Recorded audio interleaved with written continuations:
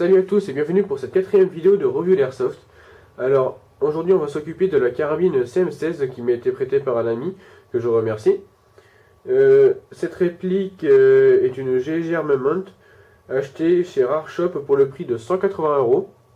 Alors Rareshop est un site qui propose de nombreux produits, aussi bien des répliques d'Airsoft que des accessoires, des tenues, un peu tout ce qui est autour de l'Airsoft pour des prix très intéressants.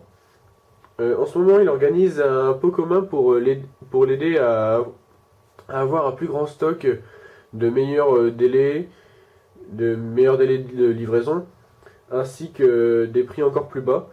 Donc c'est pour ça que je vous invite à participer au pot commun. Sachez aussi que si vous participez, vous aurez 10% de remise sur votre prochaine commande sur ce site.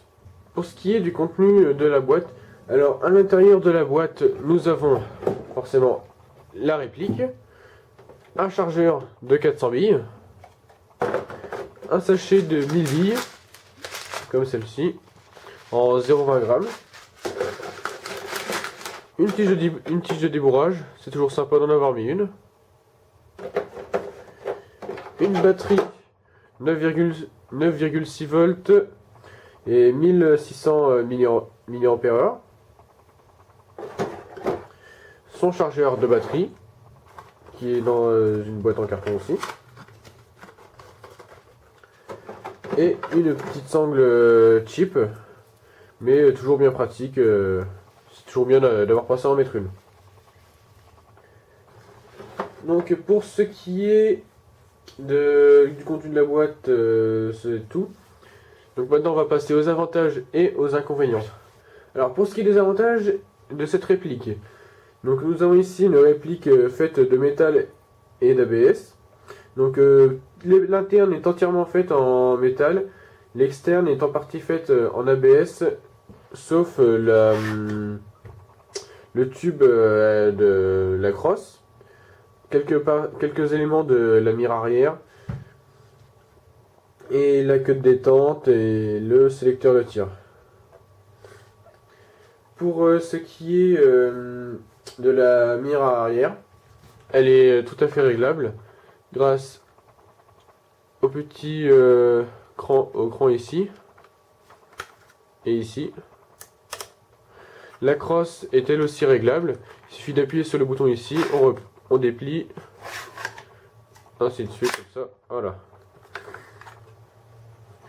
Le hop-up de cette réplique est réglable. Alors pour accéder au hop-up, il faut ouvrir la trappe ici, voilà, et grâce à la petite molette qu'on a ici, on règle le hop-up. Donc la plaquette ici, elle ne se bloque pas, donc c'est parfois difficile à la prendre, surtout quand on n'a pas d'ongle. On peut y voir aussi qu'il y a 3 attaches-angles, donc un à l'avant, ici, en métal, un autre à l'arrière, en métal aussi, ainsi que sur l'arrière, vers le milieu plutôt, un autre attache-langue ici en métal. La batterie livrée avec, c'est une batterie NiMH 9,6 volts et non une 8,4 comme sur la plupart, comme dans la plupart des boîtes avec laquelle votre réplique est livrée. Là, il y a une sangle fournie, donc la sangle elle sera surtout pratique pour l'attacher à cet attache-angle là, comme ça vous pouvez directement la mettre à votre cou. Et c'est toujours bien d'avoir pensé à mettre une sangle, parce que dans la plupart des packs, il n'y a pas de sangle non plus. Donc le chargeur métal. Ce qu'on peut voir aussi, c'est pour les marquages. Donc les marquages, ils sont peints et non gravés, mais ils sont assez bien réalisés, comme on peut voir ici, de ce côté-là. De l'autre côté, il n'y a pas de marquage. Donc ensuite, le démontage de la réplique est assez rapide et facile.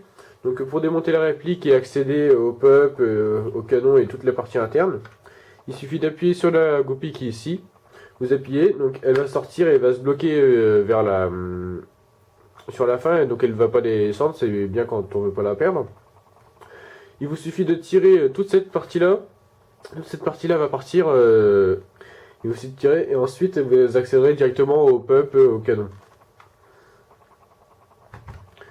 Pour ce qui est des inconvénients de cette réplique, c'est pour moi ce que j'ai pu trouver, c'est pour la prise en main.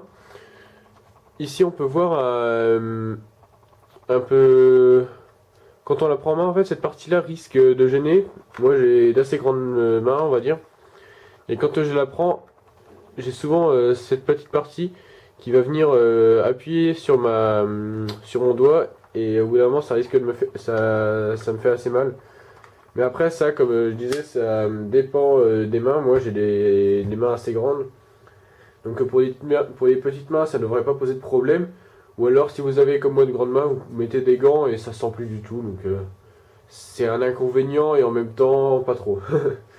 L'accès au pop est assez restreint à cause de la trappe d'éjection qui ne se bloque pas. Le sélecteur de tir, il n'est pas ambidextre, seulement de ce côté-ci. De l'autre côté, il n'y a rien. L'armement est factice. On peut voir ici, il n'y a rien qui se passe, hein. Et puis, complètement factice. Sur cette réplique, vu que c'est une CM16 version carabine, il n'y a pas de rail tactique sur le garde-main. Pour cela, il faut plutôt une version Raider, si vous voulez absolument avoir des rails. Mais sinon, sur la version carabine, il n'y a pas de rail, seulement sur le dessus pour adapter un viseur. Alors en conclusion, pour cette réplique, c'est une bonne réplique pour commencer Airsoft, fiable et de bonne qualité. On peut avoir une grande possibilité d'upgrade sur cette réplique dû à la facilité qu'on a à démonter pour changer n'importe quelle pièce, aussi bien que pour le canon, le pop, le joueur au pop, ou carrément la gearbox, voire le moteur. Cette réplique est idéale pour le droitier et pas forcément pour le gaucher. À ce moment-là, il faudra changer le sélecteur de tir et adapter un autre sélecteur de tir qui puisse être ambidextre. Malgré quelques petits inconvénients qui restent mineurs, mais qui ne gênent en rien la jouabilité de la réplique, elle est jouable dès sa sortie de boîte. Donc vous n'aurez rien à retravailler, quoi que ce soit agressé en plus. Vous la prenez, vous chargez la batterie, vous pouvez jouer tout de suite après. Donc ça, je trouve vraiment ça pas mal. Donc j'en ai fini avec cette réplique. Donc maintenant, on va passer au test de tir. Et je vais peut-être vous montrer aussi les résultats de tir sur cible.